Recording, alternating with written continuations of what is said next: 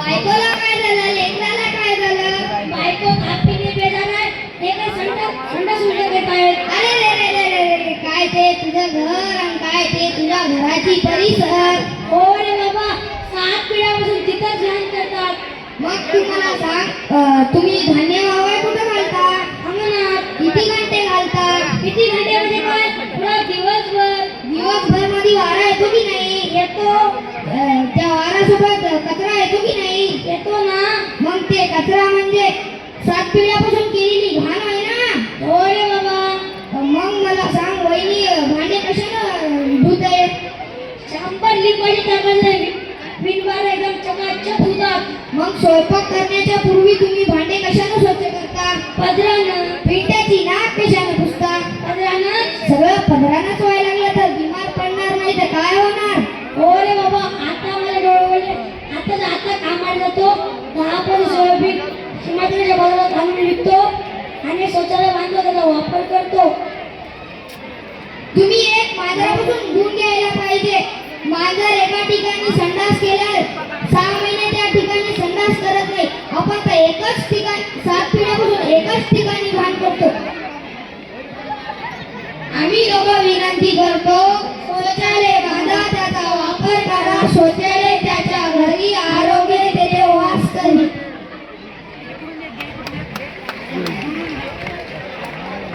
हिंमतवालो माझ्यासारखी फजिती करून घेऊ नका, नाहीतर माझ्यासारखी फजिती होईल. बाबा बाबा बाबा, काय मैत्रगरची बिल्डिंग आहे रे?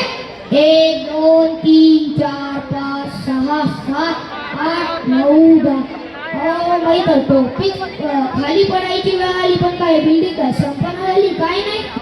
अरे अगो, तुम्हाला सांग, एवढी मोठी बिल्डिंग कशी बांधली असेल? अरे लई सोपं आहे. सांग बरं. वाळू आणायची, गिट्टी आणायची, ईट आणायचं, सिमेंट आणायची, गज आणायचं, मिस्त्र्याला आणायचं, बिल्डिंग आडवी बांधायची आणि त्याला उभी करायची.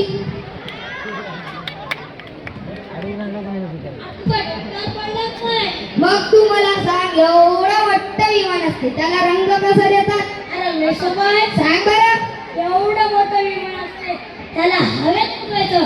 हवेत उडले ते इतकुच होते, तिथे त्याला कलर मारायचा. तू डोक्यावर पडलास काय?